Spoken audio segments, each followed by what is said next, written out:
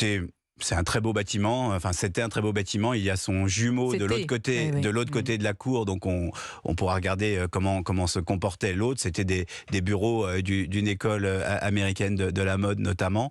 À côté, il y avait la partie administrative. Un peu plus loin, il y a cette école de musique extrêmement importante de la rue Saint-Jacques. Oh, fort heureusement, on était un mercredi, presque au début des vacances. Donc, il y avait peu de personnes dans l'école.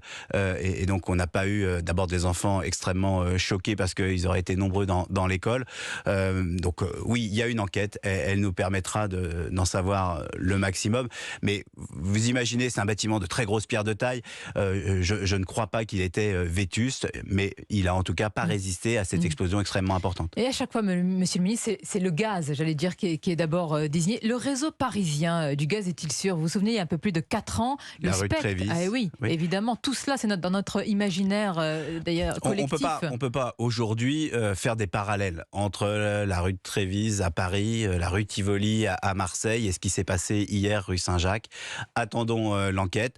Le gaz, vous le savez, vous l'avez souligné tout à l'heure, les gens a un parfum non naturel, il est parfumé pour qu'on repère des éventuelles fuites de gaz, pour que les gens alertent. Et vraiment, lorsqu'on a une suspicion, il faut alerter et qu'il y ait les une services évacuation, c'est-à-dire de que la secours. question, s'il y a eu véritablement une odeur de gaz, pourquoi n'y a-t-il pas eu évacuation? Et écoutez, hier, lorsqu'on a fait le point avec le ministre de l'Intérieur, il n'y a pas eu d'appel police-secours pour dire qu'il y a une odeur de gaz. En tout cas, ce n'était pas les informations que nous avions hier soir.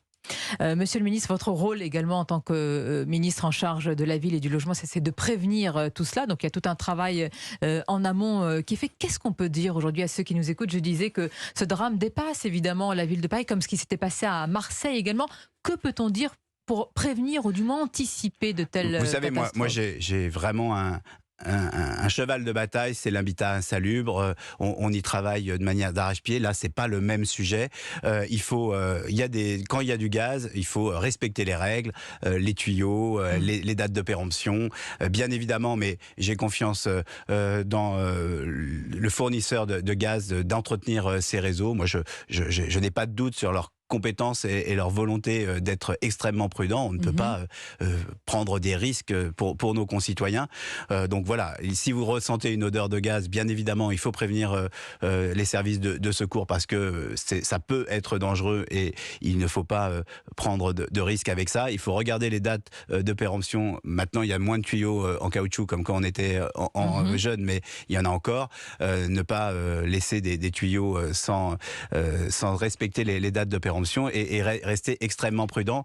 Mais voilà, ne tirons pas de conclusions hâtives sur la situation.